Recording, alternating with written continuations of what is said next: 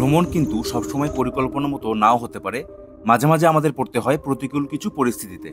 সেরকমই একটি অভিজ্ঞতা আজকের এই ভিডিওতে আপনাদের সাথে শেয়ার করব। আমরা ঘুরতে গিয়েছিলাম বর্তমানের খুব হাইপ একটা জায়গা মিরিঞ্জা ভ্যালিতে। পাহাড় আর মেঘের খেলা, মাঝে মাঝে বৃষ্টি, এসব খুব সুন্দরভাবেই উপভোগ করছিলাম। কিন্তু সমস্যাটা শুরু হয় সন্ধ্যা হওয়ার পর থেকে, যখন আমাদের রুম ঘরে একটি সাপ ঢুকে পড়ে। এরপর আমরা সারা রাত কীভাবে কাটালাম, এছাড়া আর কি কি সমস্যার সম্মুখীন হয়েছি, বিস্তারিতভাবে সবই শেয়ার করব এই ভিডিওতে। সাথেই থাকবেন শেষ পর্যন্ত। আর আসবে না। আপনাদের কি এখানে আগে কোনো সাপ আসছে কখনো? না, আগে কখনো আসে নাই? না কখনো। কোনোদিন শুনছেন? না। যদি আমি গ্যারান্টি দিই, কেমনে দিবেন? নতুন আরেকটা ভিডিও থেকে সবাইকে স্বাগতম জানাচ্ছি। আমি আজকে চলে আসছি মিরিঞ্জা ভ্যালিতে। আর মিরিঞ্জা ভ্যালিটা হচ্ছে বান্দরবন জেলার লামাতে। সো আমরা জানি যে বর্তমানে বান্দরবনের পাহাড়ি এরিয়াগুলোতে, বিশেষ করে বান্দরবনের বিভিন্ন গহীন জায়গাগুলোতে যাওয়া যাচ্ছে না, বিকজ অনেক মারামারি সংঘাত এগুলো চলছে। এই জন্য আমরা অনেক দিন ধরেই বান্দরবনে আসতে পারছিলাম না, এবং আমি জানি যে অনেক মানুষই আসতে চাচ্ছে বাট পারছে না। বাট রিসেন্টলি একটা জায়গা বের হয়েছে যেটা হচ্ছে মিরিঞ্জা ভ্যালি। এটা কিন্তু লামাতে, সো একদম বান্দরবনের গহীনে না, বাট এটা অনেক সুন্দর একটা জায়গা। জাস্ট দেখুন যে ভিউটা কীরকম। আমরা ঢাকা থেকে কীভাবে আসলাম, কীরকম খরচ হলো, এসব নিয়েই এই ভিডিওতে আমরা আলোচনা করব। চলুন দেখে আসা যাক আমরা এই পর্যন্ত কীভাবে আসলাম, এবং এরপরে ভিডিওর শেষ প্রান্তে আমি আলোচনা করব যে আমাদের টোটাল খরচটা কেমন হয়েছিল। প্রতিবারের মতো আমাদের এইবারের যাত্রাটাও শুরু হয় ঢাকা থেকেই। আমরা রাত 10টার শ্যামলীর এনআরের একটি আলীকদমের নন এসি বাসে উঠে রওনা দিয়ে দিই লামার উদ্দেশ্যে। বলে রাখা ভালো, এই রুটে কিন্তু কোনো এসি বাস নেই। নন এসি বাসের ভাড়া ছিল জনপ্রতি 1100 টাকা করে। বাসের সুপারভাইজারকে বললেই তারা আপনাদেরকে নামিয়ে দিবে মিরিঞ্জা ভ্যালিতে যাওয়ার রাস্তা যেখানে শুরু হয় সেইখানে। আমরা সকাল 7টায় পৌঁছে যাই আমাদের গন্তব্যস্থলে। তো ঢাকা থেকে বাসটা আমাদেরকে এরকম একটা জায়গায় নামাই দিয়েছে, অ্যান্ড আমাদের মেইনলি এই দিক দিয়েই চলে যেতে হবে। মিরিঞ্জা ভ্যালির রাস্তা হচ্ছে এইটা। যেহেতু আমরা ওখানে রাত থাকবো, তো এখান থেকে কিছু শুকনা খাবার, যেমন আমরা নিয়েছি চিপস, বিস্কুট নিয়েছি, ড্রাই কেক এগুলো নিয়েছি। এগুলো এখান থেকে কিনে নিতে পারেন, কিনে নিয়ে সোজা রওনা দিয়ে দিবি। তো চলুন যাওয়া যাক। তো হঠাৎ করে বৃষ্টি হয়ে যাওয়ায় রাস্তাটা একটু বেশি কঠিন হয়ে গেছে। নর্মাল টাইমে কিন্তু এরকম কঠিন থাকে না। আর রাস্তাটা দেখেন, একটু পাথরও আছে, মাটিও আছে। তো এই জন্য টোটালি রাস্তাটা অনেক বেশি কঠিন হয়ে গেছে, অনেক পিচ্ছিল হয়ে গেছে। আসেন, এদিকে ইজি আছে। ভাই ভাই চিন্তা করছিলাম এই রাস্তাটা এত কঠিন হবে না, কিন্তু পুরো ট্রেকিং করতেছি আমরা মিরিঞ্জা ভ্যালিতে। আসলে নিচে মানুষরা কি বলে, নর্মাল টাইমে মনে হয় 10-15 মিনিট লাগে না? ওনাদের তো 8 থেকে 10 মিনিট বললো, আমাদের তো বেশি লাগবে, এটাই স্বাভাবিক।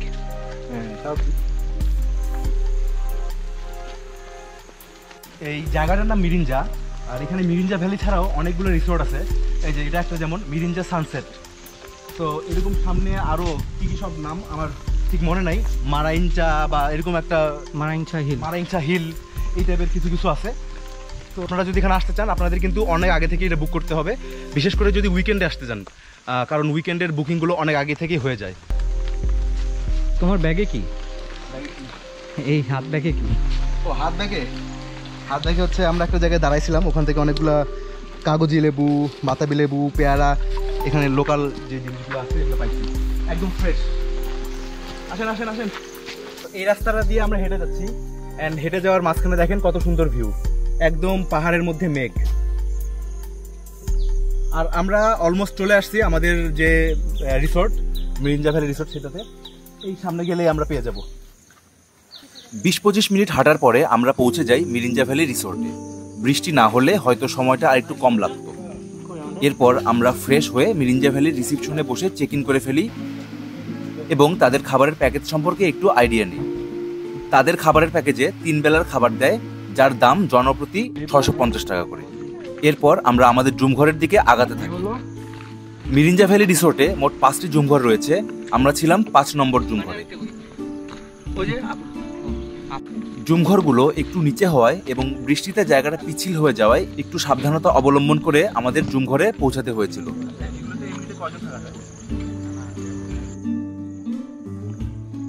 সো এইটা হচ্ছে আমাদের জুম ঘর। এই জুম ঘরটার মধ্যে 7 জন থাকা যায় ম্যাক্সিমাম। আর আমরা আসছি হচ্ছে 4 জন। রুমের ভাড়া হচ্ছে 2000 টাকা যতজনই আসেন। আর এই জুম ঘরের সামনে সুন্দর একটা ভিউ।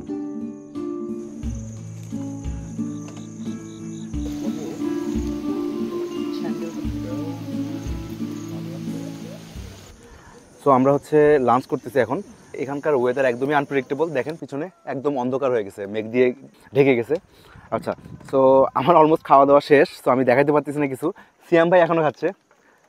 সো এইখানে ছিল হচ্ছে ভাত, ডাল, একটা ডিম, আর এই হচ্ছে চিকেন। এইটা হচ্ছে আমাদের লাঞ্চের যে খাবারের কথা ছিল সেটা। এটা কিন্তু এই 650 টাকার যে প্যাকেজের কথা বলেছিলাম এটার মধ্যে ইনক্লুডেড। যতই সন্ধ্যা হতে থাকে বাতাস এবং বৃষ্টি ততটাই বাড়তে থাকে। আমরা বাহিরে ঘোরাঘুরি না করে জুম ঘরে এসে বসে থাকি, ভেতর থেকেই পাহাড়ে বৃষ্টি উপভোগ করতে থাকি। কিন্তু সময় যতটাই পার হতে থাকে পরিস্থিতিও ততটাই খারাপ হতে থাকে। সব কিছুরই একটা ভালো দিকও থাকে, খারাপ দিকও থাকে। আমি এখন মিরিঞ্জা ভ্যালির যে জিনিসটা আমার ভালো লাগে নাই সেটা বলবো। হ্যাঁ, আজকে বাইরে বৃষ্টি হচ্ছে সেটা বুঝলাম। বৃষ্টি না হলে কিন্তু এই জিনিসটা আমরা বুঝতে পারতাম না যে এখানে ছাদ থেকে যদি একটু উপরে দেখানো হয়, উপর থেকে হচ্ছে পানি পড়ে, অ্যান্ড পানি পড়ে নিচে পানি জমে গিয়েছে। এই যে দেখেন, যদি ক্লোজলি আমি দেখাই, আর এই লাইটটা যে লাইটটা ইউজ করা হচ্ছে এটা কিন্তু আসলে আমরাই নিয়ে আসছি। হ্যাঁ, এখানে লাইটের ব্যবস্থা আছে, এই যে এখানে আইপিএস আছে। সো লাইটটা যদি দেই, সিয়াম ভাই যদি একটু লাইটটা দিতেন। আচ্ছা, লাইট জ্বলে, হ্যাঁ, কিন্তু লাইটটা যখন জ্বালানো হয় তখন হচ্ছে এখানে পোকা মাকড় দিয়ে ভর্তি হয়ে যায়, সাথে সাথে অনেক পোকা চলে আসে। সো আমরা লাইটটা দিতে পারতেছি না। আরেকটা জিনিস হচ্ছে বালিশ যেগুলো দেওয়া হয়েছে এগুলোর কাভার হচ্ছে অনেক ময়লা। সো আমরা মনে হয় এই বালিশগুলো ইউজ করতে পারবো না রাতে ঘুমানোর জন্য। অনেকগুলোতে কাভারও দেওয়া নাই। আমরা হয়তো আজকে আমাদের ব্যাগের মধ্যেই মাথা দিয়ে থাকবো। আর নিচে কোনো ম্যাট্রেস বা এরকম কিছু নাই। জাস্ট এটা দেওয়া, ককশিটের মতো একটা জিনিস দেওয়া আছে, এটাই দেওয়া, অ্যান্ড কোনো চাদরও দেওয়া নাই। সো আপনারা যারা আসবেন এই জিনিসগুলো মাথায় রেখে আসবেন যে এই যে দেখেন অলরেডি পোকা চলে আসছে, বিকজ আমি লাইট দিয়েছি। সো এখানে হচ্ছে যদি আসেন পারলে চাদর নিয়ে আসবেন। বালিশের কাভারের জন্য আপনারা যদি কোনো টি শার্টও ইউজ করতে পারেন সেটা করলে ওইভাবে ইউজ করা যায়। আর ওয়াশরুমের যে ব্যাপারটা, আমাদের এখানে যেহেতু আজকে বৃষ্টি হচ্ছে সো অনেক পিছলা। সো ওয়াশরুমটা কিন্তু সবগুলা কটেজের সাথে বা সবগুলো জুম ঘরের সাথে আলাদা আলাদা ওয়াশরুম নেই। সো আমাদের যেটা করতে হবে, একটা সেন্ট্রাল ওয়াশরুম আছে, ওখানে যেতে হবে। অ্যান্ড আমাদের এই কটেজটা থেকে ওই সেন্ট্রাল ওয়াশরুমটা অনেক নিচে। সো বৃষ্টির জন্য ওখানে আমাদের যাওয়াটা একটু কঠিন হয়ে যাচ্ছে। আর অবশ্যই এখানে আসলে ছাতা নিয়ে আসবেন। আমরা ছাতা নিয়ে আসতে ভুলে গেছি, সো এটা আমাদের একটা মিস্টেক ছিল। আমি বলবো না যে এখানে আসা যাবে না, আমি ডিসকারেজ করব না, বাট এই সিচুয়েশনগুলো আসলে আসার আগে জেনে আসাটা ভালো। এই জন্যই আমি আপনাদেরকে এই ব্যাপারগুলো দেখাইলাম। এরপর একটা টাইমে আমরা আবিষ্কার করি আমাদের জুম ঘরে একটি ছোট সাপ ঢুকে গিয়েছে এবং একটি টিকটিকিকে পেঁচিয়ে বসে আছে। করলে বোঝা যাচ্ছে এটা একদম সাপ, ডোরা কাটা। কয়েকবার কল করার পর রিসোর্টের একজন আসে সাপটিকে মারার জন্য।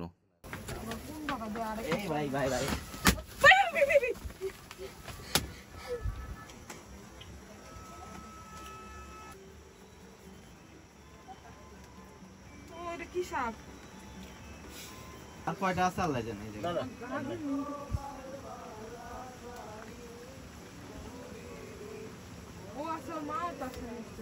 না, এগুলো আপু এগুলো একটু বড় হয়, আর বড় হয়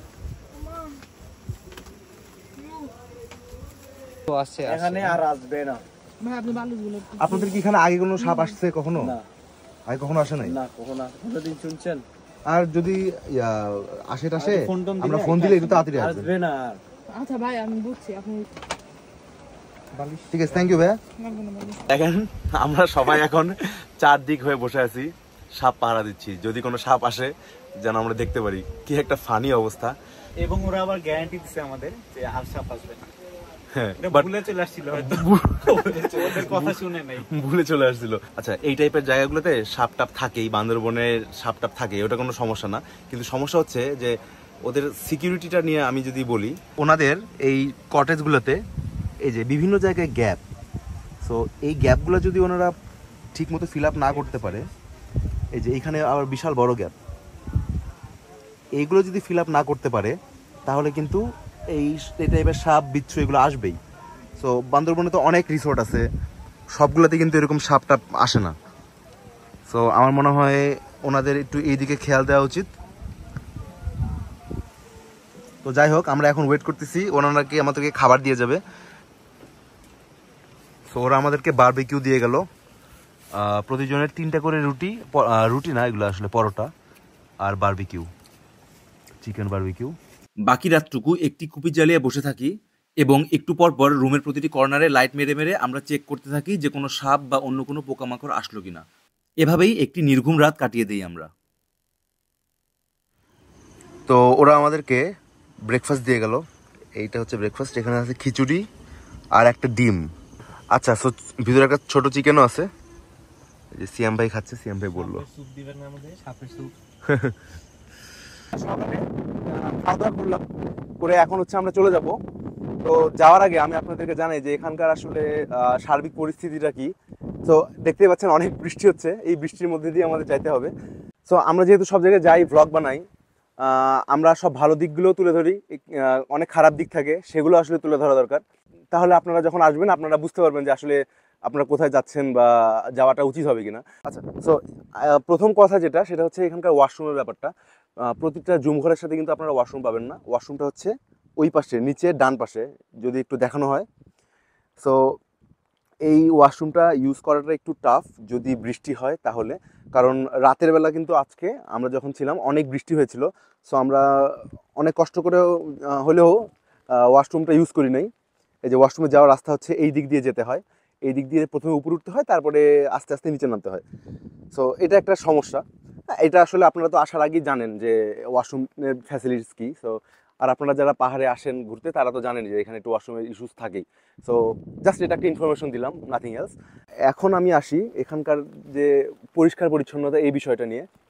এইখানের আমি রাতে কিন্তু অলরেডি বলেছি যে বালিশের কাভার ছিল না, বিছানার চাদর ছিল না, এই ইস্যুগুলো আমরা ফেস করেছি।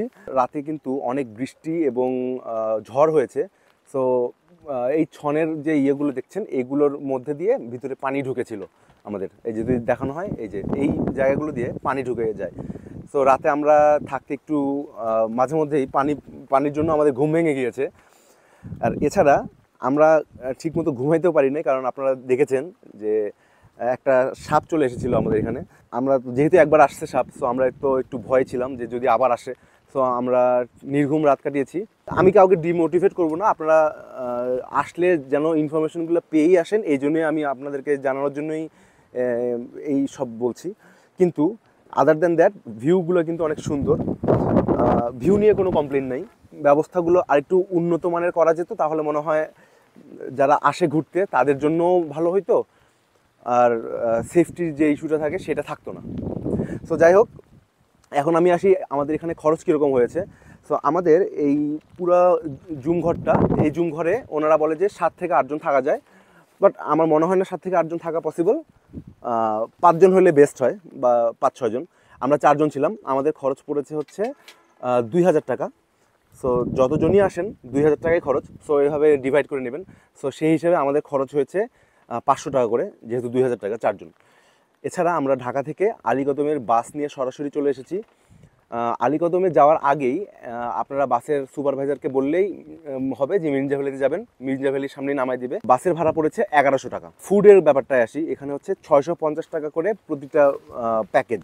এর মধ্যে আগের দিনের লাঞ্চ, ডিনার এবং পরের দিন সকালের ব্রেকফাস্টটা ইনক্লুডেড। সো এই হচ্ছে মোটামুটি খরচের হিসাব। সো খরচ হিসাব করলে দেখা যায় মোটামুটি 3500 টাকার মধ্যে ফুল ট্যুরটা কভার হয়ে যায়। সো এটা কিন্তু অনেক বাজেট একটা ট্যুর। তো যাই হোক, অনেক ঠান্ডা, অনেক বৃষ্টি। আমি এই ভিডিওটা হয়তো বা জুম ঘরের ভিতর থেকে করতে পারতাম, কিন্তু সিচুয়েশনটা এবং সুন্দর প্রাকৃতিক পরিবেশ দেখানোর জন্য আমি কষ্ট করে বৃষ্টিতে ভিজে ভিজে ভিডিওটা করছি। সো এই ছিল আমার আজকের ভ্লগ। যদি ভ্লগটা ভালো থাকে তাহলে একটা লাইক দিয়ে দিবেন আর আমার চ্যানেলটিতে সাবস্ক্রাইব করে দেবেন। As always, let's do backpacking in the next one.